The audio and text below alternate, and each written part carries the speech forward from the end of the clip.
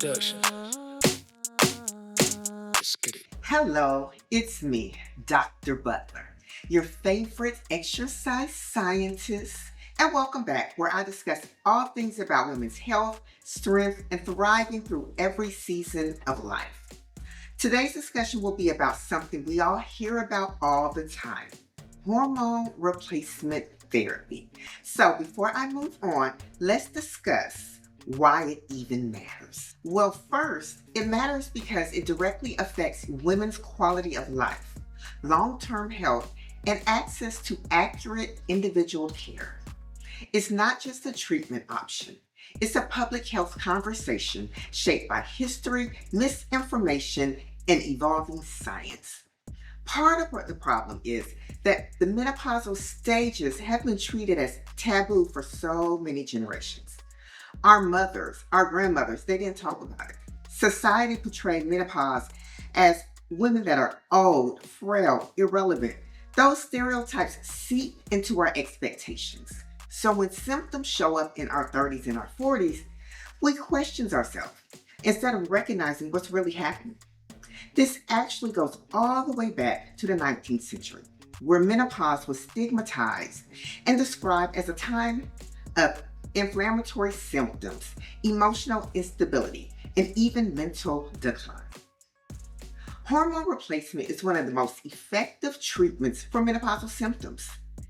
Evidence show that 80 to 90% of women experience significant symptom relief with hormone replacement therapy, especially for hot flashes, night sweats, sleep disturbances, and mood changes. Given that thousands of women enter the menopausal stages daily, the scale of potential benefits is enormous. Some of the benefits are symptom reliefs, as well as improved bone health and cardiovascular health, and mood and cognitive functioning. But get this, despite its effectiveness, only about 20% of eligible women use hormone replacement therapy, largely due to fear, outdated information, and lack of guidance. This gap exists because in the early 2000s, the Women's Health Initiative launched a study that created widespread fear, showing the increased risk of breast cancer, heart attacks, strokes, and blood clots. This actually caused a global panic. What we know now is that the risk shifts drastically based on a woman's age when she starts therapy and the types of hormones she uses and her unique health profile. So I'm here today to share a little more accurate information. So what exactly is hormone replacement therapy? I'm so glad you asked. To put it simply, it's medication or treatment that is used to supplement the body with hormones that are no longer being produced in sufficient amounts, typically during perimenopause and menopause. The two common hormones it replaces are estrogen and progesterone. The estrogen helps relieve hot flashes, vaginal dryness, and helps prevent bone loss. Progesterone is prescribed with estrogen because estrogen can cause the uterine lining to overgrow. The progesterone protects the lining and reduces the risk of uterine cancer. So typically, when we have regular menstrual cycles, the uterine lining sheds. But once we hit perimenopause, well, it's no longer regular and it's not shedding like it's supposed to, causing the cells to overgrow that can lead to cancer. Now remember, in my episode about hormones, if you haven't seen it, go back and watch it after this episode. But this is where I discussed that testosterone is also affected in the menopausal stages. Yes, ladies, our bodies produce testosterone. But why isn't it part of the hormone replacement therapy? It's very controversial. But first, let me share why it should be included. Testosterone therapy relieves androgen deficiency symptoms such as sexual function, mood, energy, muscle maintenance, and overall vitality. Symptom relief doesn't depend on a woman's age or how high her testosterone level gets, like estrogen and progesterone medications.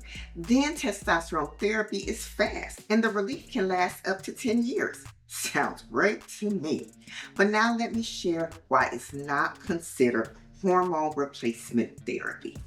Menopause is seen as an estrogen deficiency condition that does not include testosterone, although we know it's much more deeper than that. Then it's believed that testosterone only affects the libido. Therefore, the FDA does not approve it for women. This is caused by a lack of long-term studies with women. In fact, only 5 to 14% of women are even included in clinical trials. For most modern medical history, clinical trials were designed around the standard patient, and the standard patient was a male. Women were excluded from research because they believed that hormone cycles made women too complicated, pregnancy risk was too high, or the male physiology was good enough to generalize. This lack of data contributes to the confusion, the misinformation, and the silence surrounding the menopausal stages. Since testosterone is not approved for women, insurance won't even cover it, and we got to pay for it out of pocket. Now, there are two main types of hormone replacement therapy: systemic estrogen therapy and low dosage vaginal estrogen.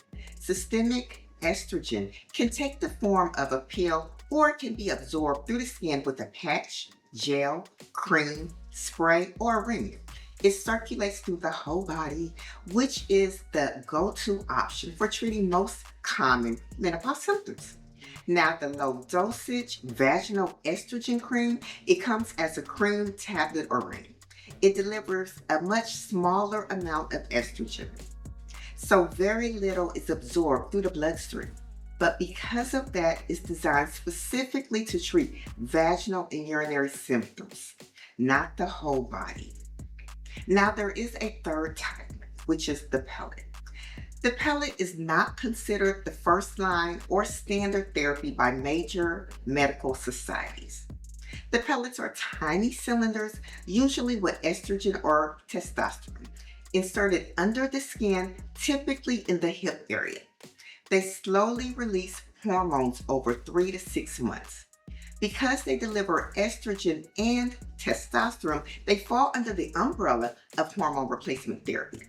The pellet bypasses the liver and releases hormones straight into the bloodstream. The goal is to create steady, consistent level of hormone instead of the up and downs that you can get with daily pills and creams. Women who have the pellet inserted have more consistency with more stable mood and energy levels compared to the fluctuations of other methods. It's also convenient with the set it and forget it concept, which removes the mental load of daily pills or twice a week patches or even weekly injections. And lastly, the symptoms, they help relieve hot flashes, night sweats, vaginal dryness, low libido, fatigue, and muscle mass. Now, why aren't they considered hormone replacement therapy? Well, because they have testosterone in them. And the levels cannot be adjusted once they're inserted. So they're not FDA approved. But last year, the FDA removed the long-standing black box warning from many hormone therapy products. The shift reflects what modern research has been showing for years. For many women, especially those under the age of 60 and in perimenopause, the benefits of hormone therapy often outweighs the risk. While this update applies only to FDA-approved methods and standard therapies, it has opened the door for more refined, individualized conversation about all forms of hormone replacement therapy, including the pellet. The risk of hormone therapy isn't a one-size-fits-all. When we talk about hormone therapy, the biggest thing women want to know, is it safe for me? Well, it really depends on the type of hormones you use, how they're delivered, whether it's a pill, a patch, a cream, or the pellet, when you start the therapy, and your personal health history. But let's get into it. Now, there are cardiovascular risks, such as blood clots, stroke, and heart disease. However, studies show that starting hormone replacement therapy earlier than age 60 reduces all of these risks. Next, there is cancer risk. For women who take estrogen plus progesterone, there is a slightly elevated risk of breast cancer. But studies show that women who have had a hysterectomy and take only estrogen hormone replacement therapy, the risk of breast cancer actually decreases. If a woman still has her uterus and taking estrogen alone, it will significantly increase the risk of uterine cancer. This is why progesterone is always prescribed along the side of estrogen to protect the uterine lining. Lastly, there is a slight risk increase of ovarian cancer with long-term use of hormone replacement therapy. The final risk is a gallbladder disease. This applies to women who have not had their uterus removed. Women using oral hormone replacement therapy are at a higher risk of developing gallstones and requiring gallstone bladder surgery compared to those who use the patch, sprays, or pellets. So, with all this information, how can you decide if hormone replacement therapy is right for you? Here are some things you need to consider: your age and the time you entered the menopausal stages, personal and family medical history, the severity of your symptoms, lifestyle factors, and your comfort level with the risk versus benefits.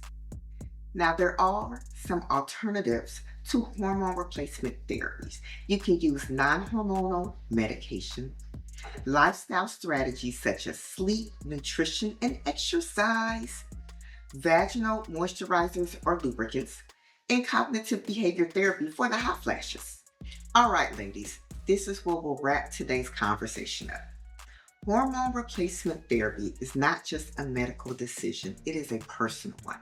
And the truth is, you deserve real information, not fear-based headlines or outdated narratives.